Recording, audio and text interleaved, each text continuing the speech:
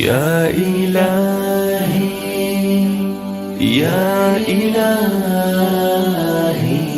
یا الہی۔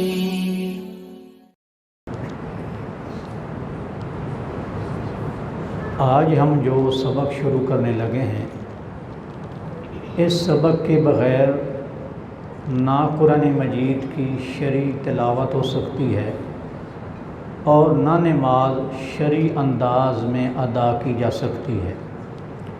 ایک حضرات، تلاوت کا ہمارا انداز بغیر سوچے سمجھے پڑھنا، اس کو ہم اپنی سمجھ کے مطابق تو تلاوت کہہ سکتے ہیں، شرعی تلاوت نہیں کہہ سکتے۔ ہماری شریعت میں قرآن مجید کو سمجھے بغیر پڑھنے کا کوئی تصور نہیں ہے، بے شک ہم سمجھتے ہیں، کوئی تصور نہیں ہے۔ نماز کے اندر کوئی آدمی سمجھتا ہے، کوئی پڑھ رہا ہے کہ میں جی نماز کے الفاظ کو سمجھے بغیر اچھی طرح پڑھ لیتا ہوں، کائنات کا سب سے بڑا جھوٹ ہے۔ بلی کو اونٹ کہا جا سکتا ہے، لیکن یہ بات نہیں کی جا سکتی کہ الفاظ کو سمجھے بغیر نماز پڑھ لے۔ عبادت کس چیز کی ہے؟ ہم اللہ تعالیٰ سے کیا مانگ رہے ہیں، اللہ تعالیٰ کی کون سی خوبی، خاصیت، کمال، جمال بیان کر رہے ہیں، کوئی پتہ نہیں ہے۔ تو اس کے لیے آپ یہ لفظ اور یہ سبق اتنی توجہ کے ساتھ پڑھیں، اور پڑھنا بار بار پڑھے گا، بار بار۔ ویسے تو اس کے لیے سال 2 سال تھوڑا سا آدمی ٹائم دے، کو گرامر پڑھ لے تو مطلب اچھا گزارا زندگی بھر کے لیے ہو جاتا ہے۔ لیکن ہمارے ہاں ایک بہت بڑی غفلت ہے، بھئی تھوڑا ٹائم 15-20 سال کی عمر میں اگر 1-2 سال روزانہ آدھا گھنٹہ دے دیا جائے تو 70-80 سال اللہ خیر کرے، بندے نے زندہ رہنا ہی ہوتا ہے، 70-80 سال کا عمل سنور جاتا ہے۔ اور یہ جو چیز ہم پڑھنے لگے ہیں، یہ 5ویں کلاس سے مشکل نہیں۔ جو ہمارا بچہ 5ویں کلاس پڑھ رہا ہے نا، ماشاءاللہ بیچ میں پتہ نہیں کتنے سبجیکٹ 5ویں کلاس میں آ گئے ہیں، اس سے مشکل یہ کام نہیں ہے۔ لیکن باقی ساری چیزیں ہمیں بھی آتے ہیں، ہمارے بچوں کو بھی آتی ہیں، اور یہ چیز نہیں آتی۔ اس کی وجہ چیک اینڈ بیلنس نہیں ہے، اس کی وجہ سے ڈگری دی جاتی، آمدن ہوتی، تنخواہیں ہوتی، ہاں بھئی نماز کا ترجمہ سنا، نہیں تو میں نے جاب نہیں دینا۔ جناب کیا بات ہے، اما یتساءلون، لوگ زبانی بھی پڑھ جاتے، ترجمہ بھی کر جاتے، لیکن اب چیک اینڈ بیلنس نہیں ہے۔ اس وجہ سے یہ ہمارا کام پیچھے سے پیچھے جا رہا ہے۔ تو یہ نماز شروع کرتے ہیں جی۔ عملی طور پہ آپ پڑھ چکے ہیں کہ ہم نے کیسے رفع دین کرنا ہے، کیسے ہاتھ باندھنا ہے۔ پہلی چیز ہے تکبیر تحریمہ۔ یہ الفاظ نبی کریم علیہ السلام کی حدیث ہے، تحریمھا التکبیر، اس سے ماخوذ ہے۔ اور اس کا معنی کیا ہے؟ وہ اللہ اکبر جس کی وجہ سے خارجی عمل نماز کے اندر حرام ہو جاتا ہے، یعنی نماز کے آداب ہے نا۔ اور سلام پھیرنے کیا، یعنی بڑی عجیب بات ہے کہ ہم اکٹھے کھڑے ہیں اور جناب سلام پھیر، بھائی سلام ہے، بندہ باہر سے آئے ذرا بچھڑے اس کے بعد ملے تو ہم پھر سلام کہتے ہیں۔ اب کوئی کہے نا سلام، کوئی بھی نہیں کہتا۔ تو اصل میں آدمی حصی طور پہ وجود کے اعتبار سے تو وہ موجود ہے، لیکن روحانی طور پر گویا وہ موجود نہیں ہے۔ وہ اللہ تعالیٰ سے اس انداز میں باتیں کر رہے کہ گویا ہم ایک دوسرے کے پاس نہیں کھڑے، ہم اللہ کے سامنے کھڑے ہیں۔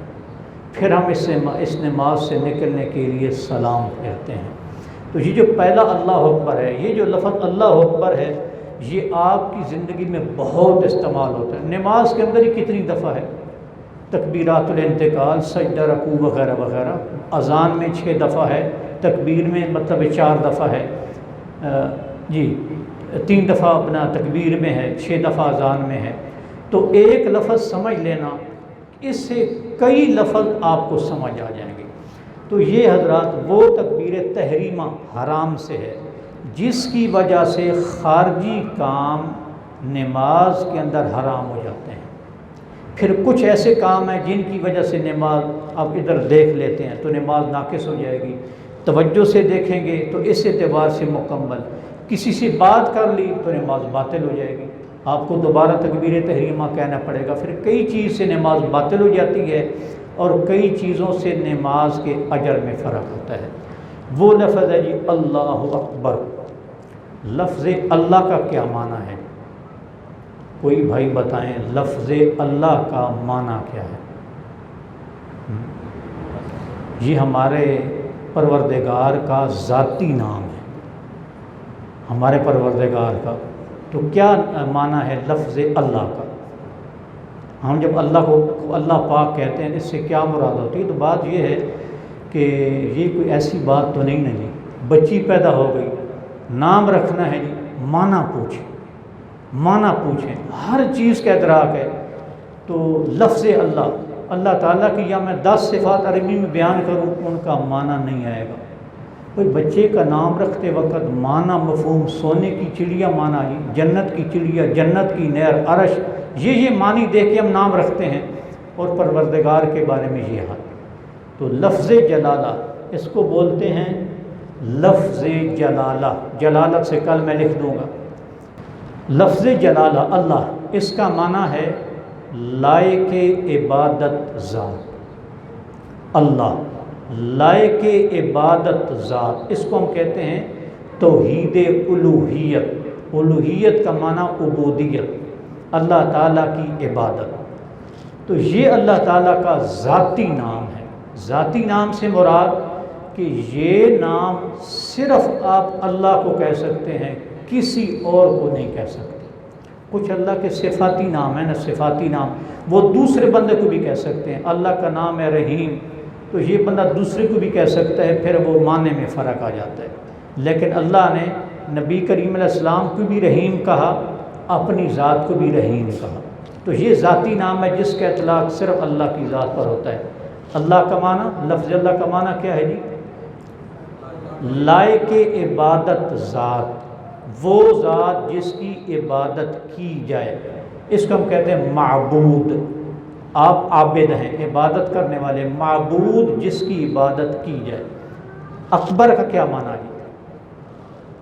اکبر کا معنی جی بہت بڑا نہیں کہنا۔ تو یہ اصل ترکیب یوں ہے جی، اکبر من کل شیء، یہ الفاظ ذکر نہیں کی جاتے لیکن نیت میں موجود ہوتے ہیں۔ اصل ہے اکبر من کل شیء، ہر چیز سے بڑا۔ اس کا پھر ہم مفہوم ادا کر دیتے ہیں، سب سے، بہت بڑا نہیں کہنا، سب سے بڑا یا ہر چیز سے بڑا۔ اللہ تعالیٰ کی ذات کی بریائی کے اعتبار سے ہر ایک سے اعلیٰ اور افضل ہے۔ تو اللہ اکبر جو آپ رکوع کے وقت بھی کہیں گے، سجدوں میں بھی کہیں گے، جناب اٹھتے وقت بھی کہیں گے، اس کا معنی ہے اللہ سب سے بڑا ہے، اللہ سب سے بڑا ہے۔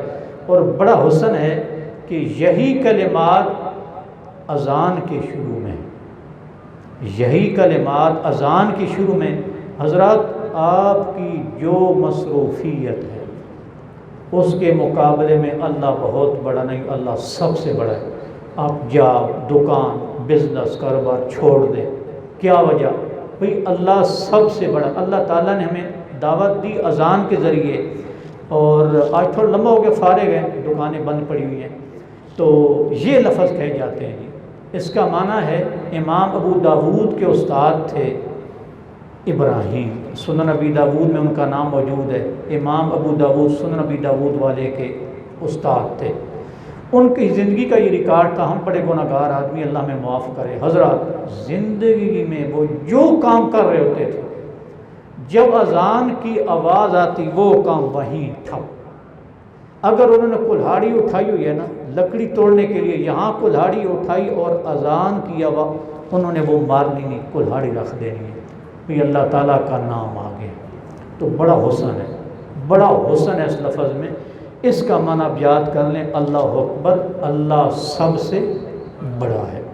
اور جب آپ لفظ اللہ تعالیٰ کی ذات کو اللہ کہیں گے، اس کا مطلب ہے کہ آپ اللہ تعالیٰ کی اس صفت کا ذکر کر رہے ہیں جس کی وجہ سے ہم اللہ کی عبادت کرتے ہیں، جس کی وجہ سے اللہ اللہ ہے، اس لیے ہم دیکھیں ہم اللہ سے دعا کیوں کرتے ہیں؟ کیونکہ وہ قبول کرتا ہے۔